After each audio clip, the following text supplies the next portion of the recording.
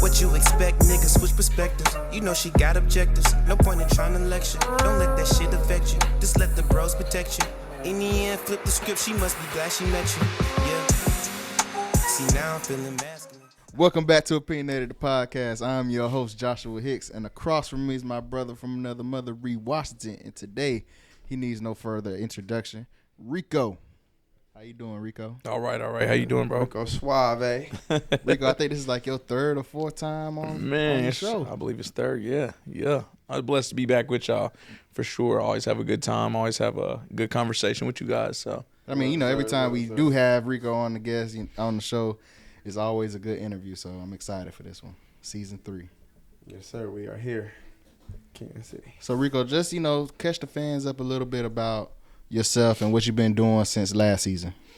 okay, so yeah, like you guys might know, I'm Rico. Like they already introduced me. I'm a barber here in Kansas City, local barber.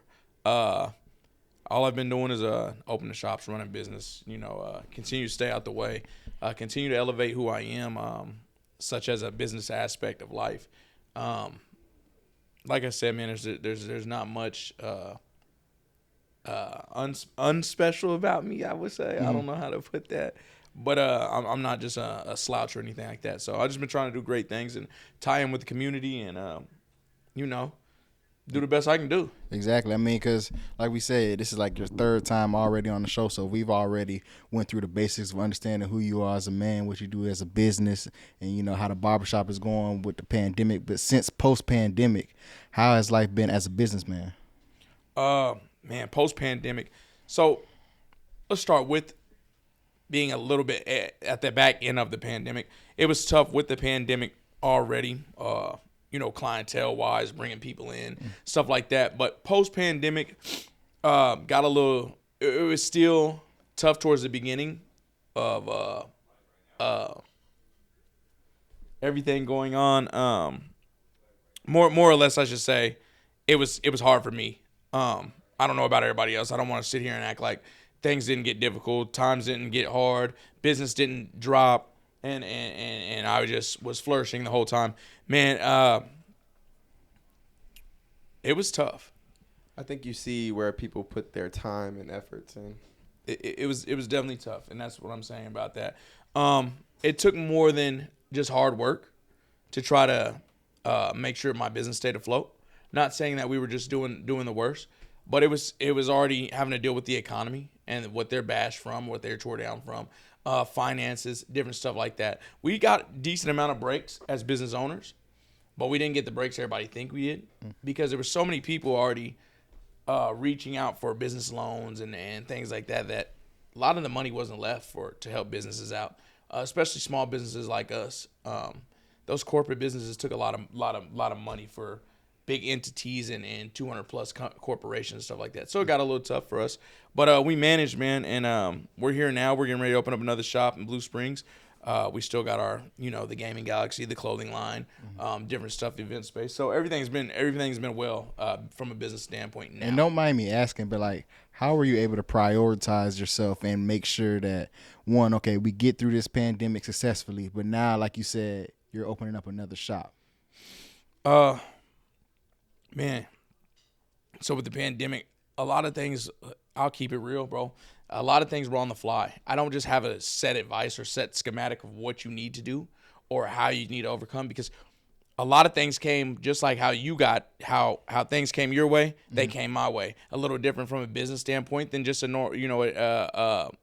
unbusiness standpoint, a normal life, whatever you want to call it. Not saying your life is normal, but normality in life. It's like a on the go type thing, bro. You have to do everything on the fly. There's no, I know if this fails, I'm gonna go do this, and this fails, I'm gonna go do that. It doesn't work like that. I had to figure out a bunch of stuff just on the go.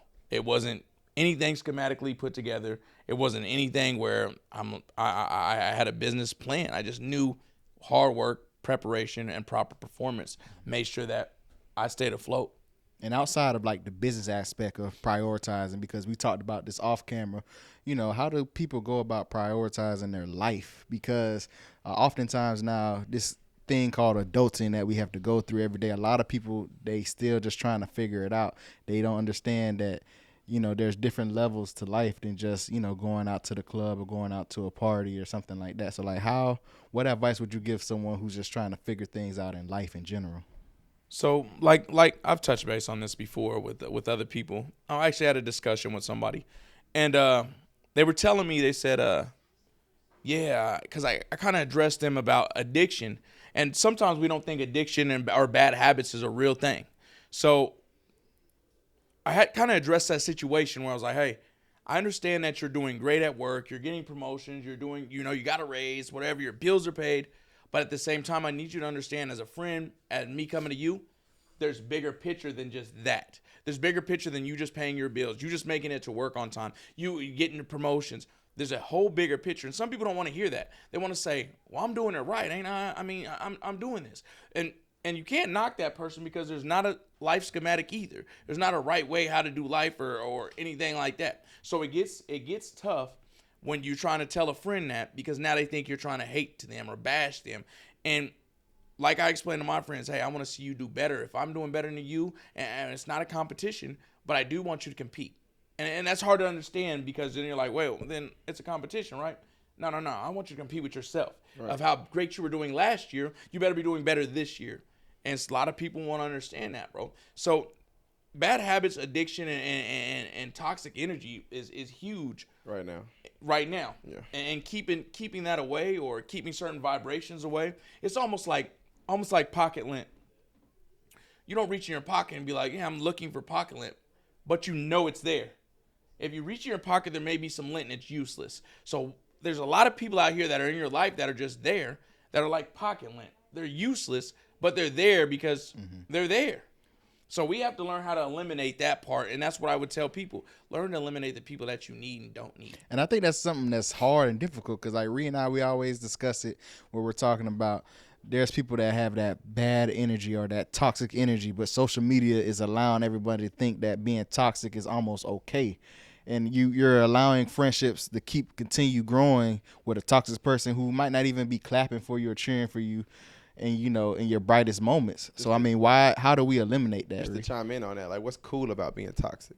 You know, like, what's cool about using people for your benefits, and it could leave them in a detrimental state? Like, what's cool about being like that toward people? And in my opinion, it's important to keep them circles around. You know, the people around you who really have you for you, and the people you can call on at any time, any moment, and you know they're gonna ride through. And to be honest, you really only have about 5 of them. Because I shake a lot of people's hands on a daily, and I know I couldn't call on them for nothing. Facts. And the biggest part about that too, bro, is I think learning how to eliminate certain circles, and learning who is with good energy for you or real energy for you. A lot of the time I had to realize that the people that I thought were cheering for me were actually the people that were against me. Right. And because they'll clap in your face, and they'll cheer right to you while you're there. But you want the people that are going to act the same way when you're not in the room. You want the people that have the good integrity when you're not around. Right. And it's hard to figure out who that is, but you usually hear word of mouth like, hey, boy, your homeboy, he really had your back, man. Well, like, you wasn't there. And if they didn't ever tell you about it, them the people you keep around. Right. You make sure you keep that in your circle.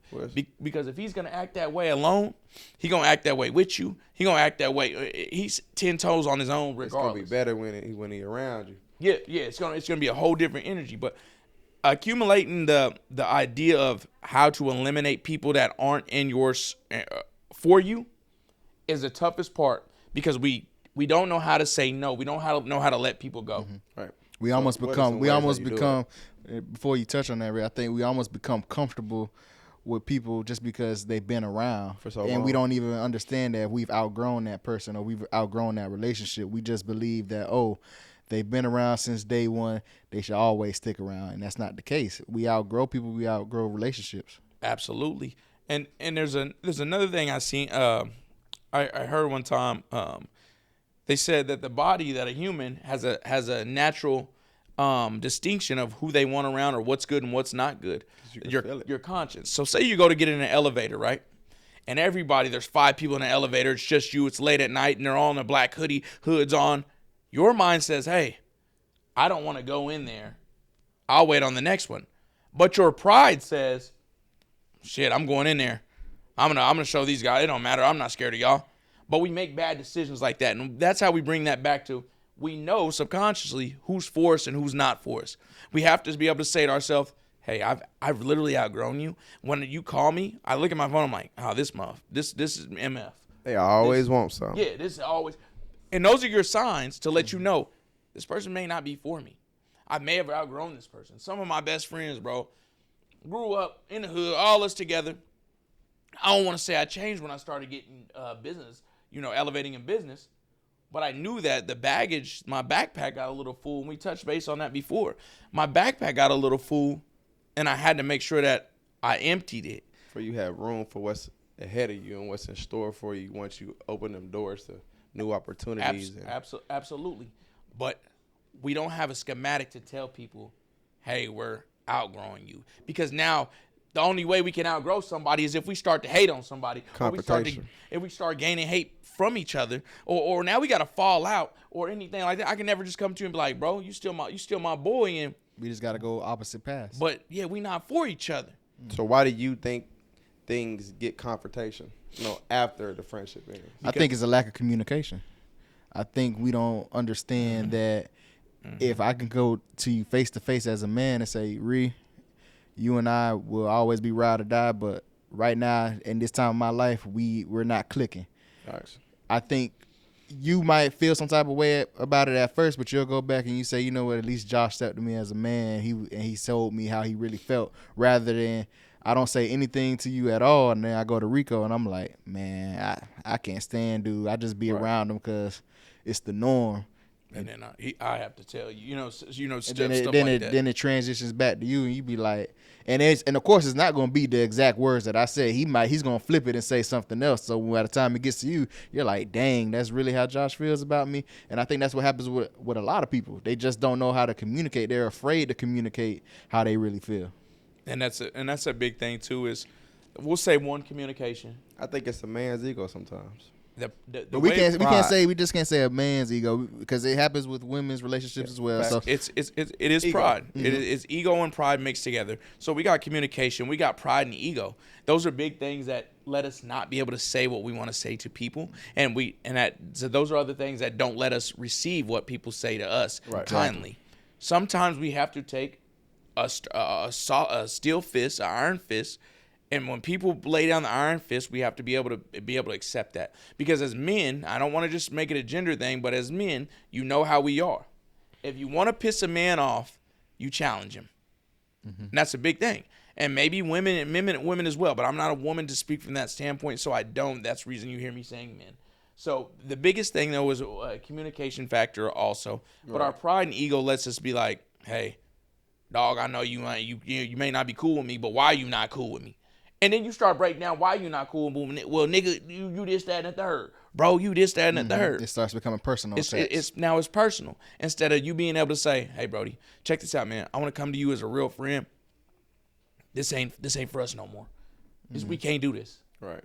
And then once we learn to accept that, we can move on with life. But there's another thing I want to say is that no one taught us how to accept that.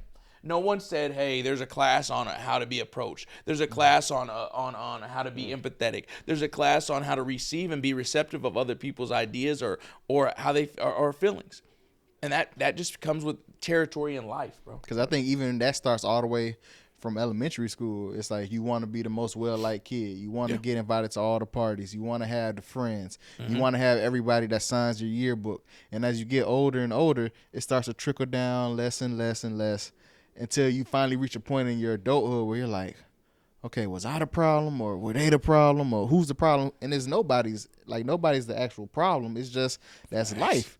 When your parents sit up there or your older peers tell you, look, you can count your real friends on one hand, that's legit. But you didn't listen to it. You never listened to that. You didn't want to know. You didn't. You listened. You just didn't want to believe it. Facts. Yeah. You heard it. See, I think you had to put the feeling with it first. You had to understand what they were meaning. So you heard it. It's just words. They're just talking to you, just like we were just having a regular conversation, and you just telling me something.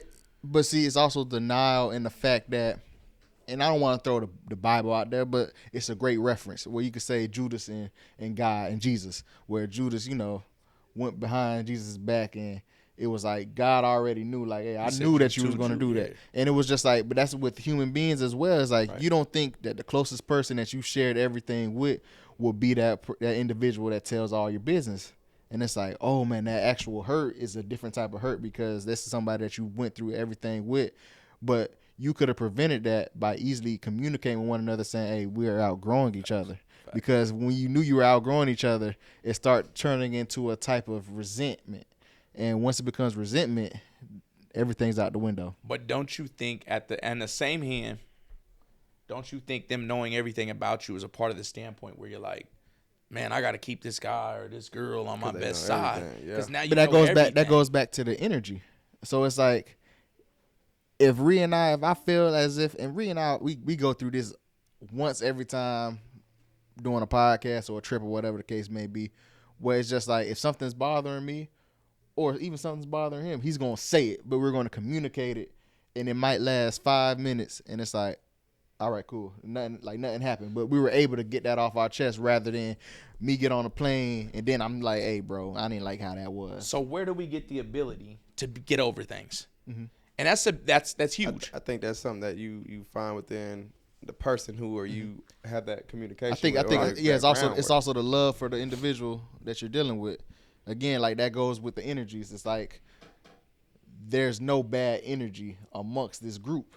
So it's like when something is said, it's like you might be upset for a couple minutes, and you might say, okay, let me see how his viewpoint is on it. It's like, okay, maybe I'm tripping. It's kind of like that post that I just made not too long ago. Like the same stuff that you want, make sure you are willing to give. Like it's Absolutely. that unconditional love. Like he wants it, so I'm going to give it. You know, But man, that's tough in the same instance too. what you mean? It's about giving what you get what you want. Right. Because sometimes when we give what we want, we end up losing what we gave. You get? Can you I get get what I'm what saying? I get what you're saying, but again, that's who you are. To me, that's who you picking. Like it's a red flag from the get go. You just are blind to it. Mm-hmm. You know, like falling into love between love and lust. Mm-hmm. You know what I'm saying? You know That's what a great it is. example. It ain't your I was first just about to rodeo. say a woman. I was You know just what I'm about saying? to You know, it ain't your first rodeo down that line. So if you falling back in the same system, same circle, it's like, okay, what are you doing? Facts. You know what I'm saying? You picking these same friends, but these same friends go out every weekend, so you know what you're gonna get when you become friends with them, instead of having somebody who is business, minded, like-minded, right, or right. who wants more, because you've sat at the table of people, you've sat with people who always want more, and it makes you want more. Or they got these Facts. great ideas and they actually putting them into motion, putting them into play, and you just want to do the same thing. So it makes you think different. So you wouldn't, go get a friend if you know that person. We talked about it with certain and people. that was a big thing for me, and just in my life in general. Was Warren Buffett said, and this always stuck with me. It sat cold with me.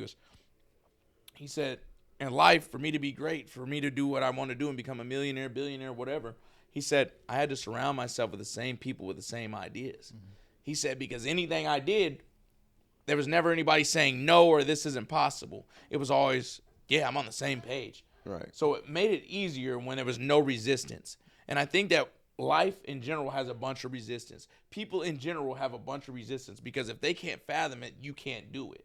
Right. They Well, it's think just like that yourself. post that I didn't mean to cut you off. Like you good. I had read it. It was like a tweet or something like that from Meek Mill. He just like, I'm still working on me. You know, I'm still trying to make it to where I really want to make it to. So I can't be around people. I don't want to be around people who are triggering my old ways. Fact. You know, so then it becomes that battle of you and your mind every day. Yeah. And it's You that know. pivotal moment of just growth as a person, as an individual, where, like you just said, you have to surround yourself around people who want to do something great. I have a friend, who's having a baby, and she said, she's lost friends while being pregnant because she started to understand, those friends that she assumed were her girls would just like to go out and drink and all that. Now that she's pregnant, she can't do all that. She has to look forward to her kid and all that. Now there's two different ways of life now. One's about to be a mom, the other's about to, still living her best life. And that's another thing. Sorry about that. Mm-hmm. But that's another thing about separation. I think that's a big thing that we don't know how to limit ourselves on is the groups of friends at the timing of who it is. Timing comes on with the people that you hang around. Just like you brought up the mother situation. I'm going to be a mother now. Well, my party friends are here. Once we learn how to make groups of friends, well, I want to go out. I want to go out of town. Here's my out of town friends. I want to go to the club this weekend. These are my clubbing friends. well, I need a business trip or a business meeting. These are my business friends. So once we start to mind map and create a web of who our friends would be, I think that we'll have a better understanding. It's just of organizing your group of friends, and you have to understand. Oh, look here, I know that my business friends can't probably hang around my party friends, but that's okay. It doesn't mean that you're being a different person or a fake person, or you have alter egos. It's just that you're prioritizing what's important to you at that moment. But at the same time, I feel like you can't be mad with the stipulations that come with each of those.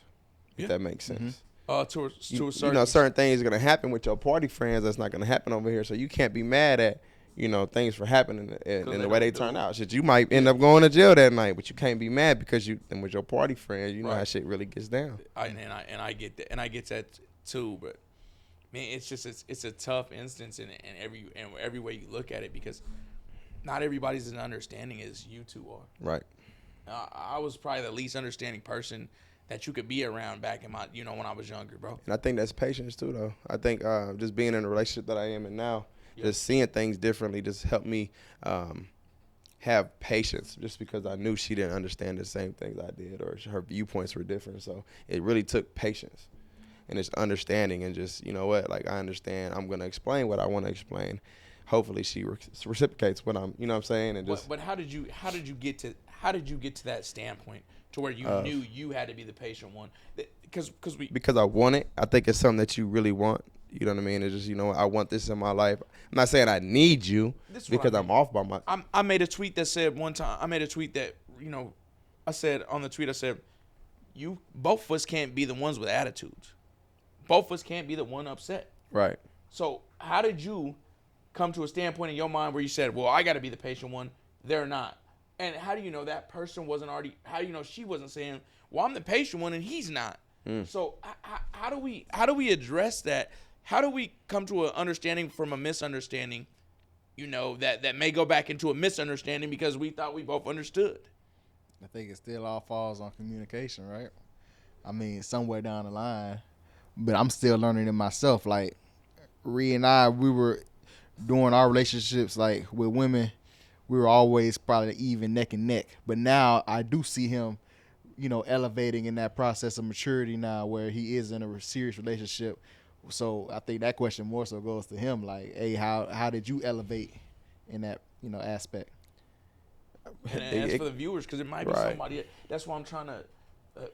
If we have because a person like me, man, it's tough for me to just curb who I am to aid you. See, I don't really think it's curving who you are. I think we all have traits and characteristics, and that makes you who you are, but at the same time, you have to understand that makes them who they are too. They have their own set, right? You're not gonna love everything about them, and you're not gonna love everything they do, but you just have to find it within yourself. For me to be okay with it, certain things you have to tweak in a relationship. One thing with me that I found was boundaries.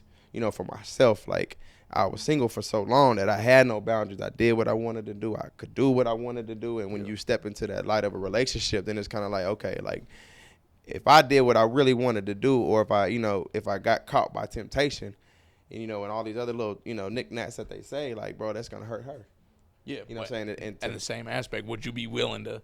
Would you? Yeah, I get what you. But it goes both ways. Yeah, so, it goes like, both ways. As I'm critiquing and I'm fixing myself, and as I'm making changes for the better half of what I want, which is this relationship to work, long run, longevity, then she has to want to do that too. And if you have your partner, your party, and if they want to do the same thing, it works. So this is a big scary part of if we're going to speak on relationships, this is a big scary part of that. Now, you invest all that energy, everything you want to. How do you feel when it don't work? Like, do you are you upset? No, you can't be, because it's just, what? It's you're life. gonna be mad. I feel like I'm pissed, bro. But you're gonna be mad because the money you spent. I'm like, I could have spent. I'm mad at the time I spent. That's what everybody's favorite excuse is. Exactly. The time it helps you grow. Everybody wants to always say, time. Like, my last situation that I was in, I was telling him, the last thing that she wanted to say was, "Oh, you were a waste of time and energy." I didn't think that was the time that we spent together, knowing each other, hanging out, was wasted time or energy. It just didn't work. People say that to make themselves feel better about what happened, whether they were the person who messed it up or the person who walked away first or had no choice but to walk away because the other person wanted to walk away or they found out this wasn't for them. That makes So sense? am I jaded if I think that my investment with time is part of my life? Am I jaded in a business standpoint? Because sometimes I think just like having a great girl beside you, a great woman beside you, is a part of a good structure of even business, of anything that my mind has been set on business so much that I need somebody that's powerhouse enough to be a business standpoint. So if I'm investing my time in you, I think of it as me losing money. Right. I think of me being able to put that towards another business, another company, my kids, a different situation. But so I think it goes back. I think it goes back to what you were saying about like the friendship groups. It's all about timing in that point in your life where that if that relationship didn't work out or whatever the case was, she was great for that moment in your life. Where let's say, for instance, you might have been a person who wasn't great at communication, but she taught you communication skills, and then y'all just didn't happen to work out. The next relationship might be, oh, she taught you how to, run a business. And now your business runs better. So for that, you don't feel jaded by her, but you're just like, you know what, I don't resent you. Like, I appreciate you for teaching me these little moments that I needed in my life at this point in time. And the right one will come with time. Or at the same time, it taught you not to jump right into anything. If you've been in them, and you know what, like it has taught you that. You've been in past relationships and stuff like that where you just jump head first. Absolutely. And you got what you got from it. Well, I kind of want to touch base on premature competition just real quick or whatever we could. Biggest thing that I'm dealing with, I used to deal with, I should say, is competition-wise. Say I be in the club and I see a nigga popping bottles. I don't give a damn who it is. It can be a Chiefs player, it can be a baseball player, and I'm next to him, and you lighting the club up. I am too. The premature competition that we don't know we're even in as men. I tell them all the time, they be having bottle wars. I feel like just like that. I use that example. Bottle wars, bro.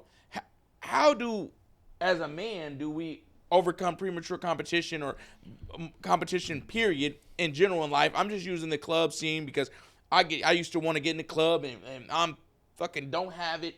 I'm $5,000, $10,000 and in that night when I really shouldn't have been. How do we curb that, bro? Like I'm at that instance with competition. I think that just comes with acceptance of knowing who you are yourself as an individual. Like, so what if you think you're great? Then bitch, I'm fucking great. Yeah, I mean, if you think you're great, you think you're great. Now your pockets might not be saying the same thing, but I think it's like it goes back to that. I'm the best rapper. You might not be better than him, but in your mind, you have to be the best rapper. Mm-hmm. So, and it's like almost like a machismo thing within men, where it's like pride comes in, right? It's like if we're in the club and Patrick Mahomes is right next to us, come on, man. We know we don't have $500 million like Patrick Mahomes. But you know what? My friends are here. My girl's here. If he got 10 bottles, I got to get 11. For what? Because it's pride. It feels for that 15 minutes of that bottle being there. It's that satisfaction that you get of, I got to compete with one of the richest guys in the NFL. Absolutely. I think you try to give that glimpse of who you are not. Mm-hmm, exactly. You don't understand who you it's are. That insecurity. Right. So it's like, it's just like if you at a restaurant and a guy, is looking at your woman.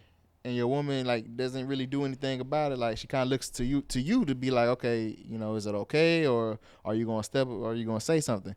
Now with you, now most men you supposed to say, you know what, I ain't insecure about it. I know she ain't going nowhere. Right. Like you like what you see, cool. I do. Props to me. Yeah. Yep. I do. But that insecurity, if you don't have, with your woman, if you think she may cheat, you're gonna be like, I'm ready to fight. And now you've lost everything, because of pride? So that's what I think. I mean, to answer your question, I don't know if that answered it. But yeah, I mean, yeah, it did. So bring back your question one more time. It was just about competing, bro. It was about the competitiveness, the premature competitiveness of just men in general, or women, or just anybody in general. I look at it in a way of sometimes it could be good for you. But it could be good for you. It can make you step up to the plate that you want, or the plate that you So how do we handle it when we fail? But are you really failing, or are you really learning? I may be learning, but I'm scared to sometimes, bro, we have to be I think we get lost in translation of that right there. Is because sometimes we're like, hey, this is a lesson, but this is a lesson I learned, so I really didn't fail. But at the end of the day, you really failed. Right. Winners win, losers lose. So how do we, as a man of my stature, a man of who I am or what I believe in, I don't like to fail. You don't like to lose. I ain't never met a good loser or a wannabe loser. I've never met no wannabes like that. But at the same time, how do we take the chance where it's risky to not fail? And I think that's a huge thing for the viewers. I think that's a huge thing for you and me personally. I think it just comes with time. I think, right now we're still so young. Like, even though we believe that we're older, or, we may have these conversations that we're older, or we may know more than the next person, we really don't. It's just timing. He might hit it before me. You might hit it before me, or whatever the case may be. It's that maturity level of saying, you know what? Again, I'm not insecure of who I am. I'm actually grateful for who I am. All the lessons that I've learned, all the losses, whatever the case may be, it's made me who I am today. And once you feel comfortable, actually not even comfortable, once you feel vulnerable enough to accept that, I believe that's the winning key. I think sometimes it has to do with like risk taking and just taking them calculated risk, if that makes sense. Almost like gambling. Yeah. Yeah. I mean, we've done it. Yeah. Together, added it up. It's like, Torch.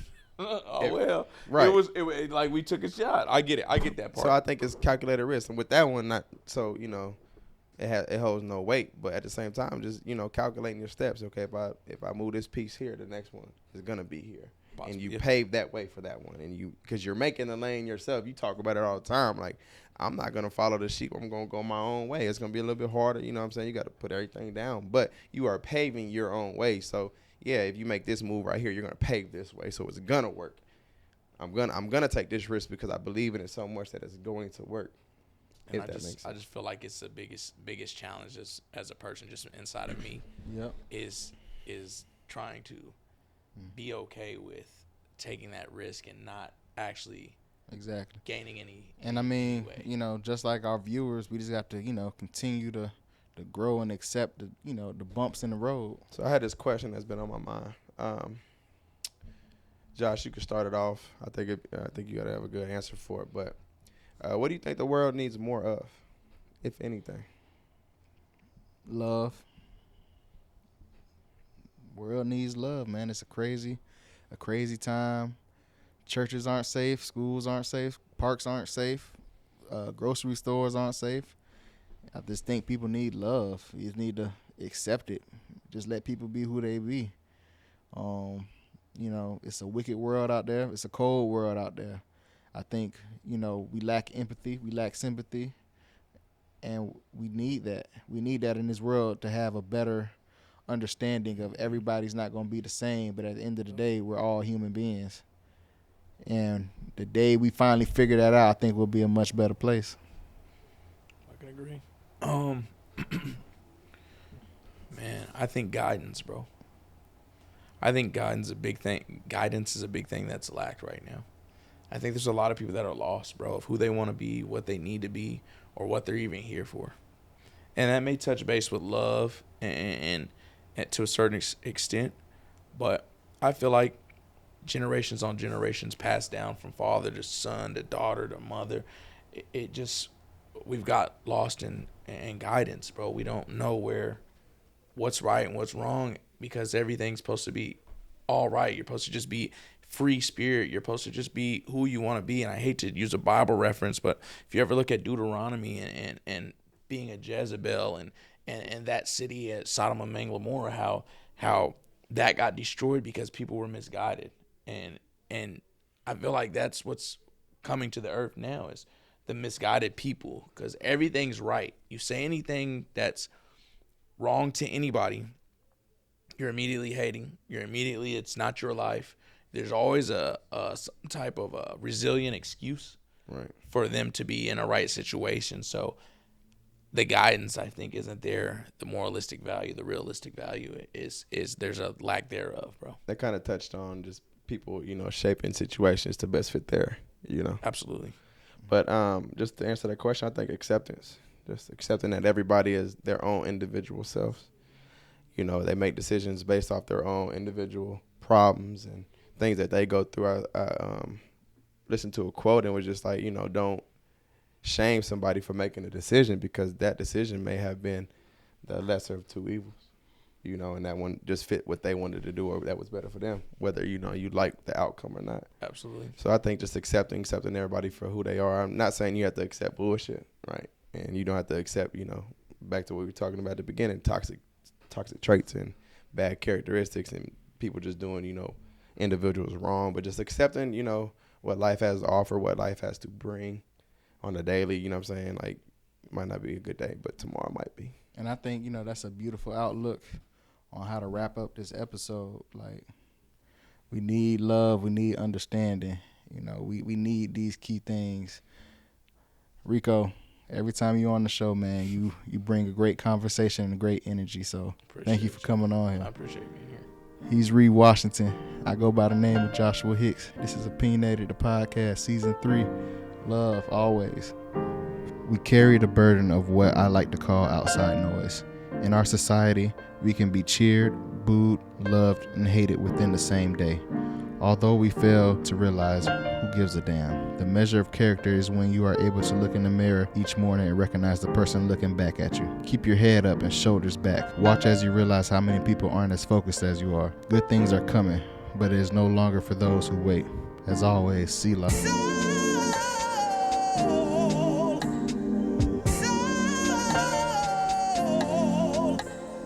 Hallelujah. Thank you, Jesus.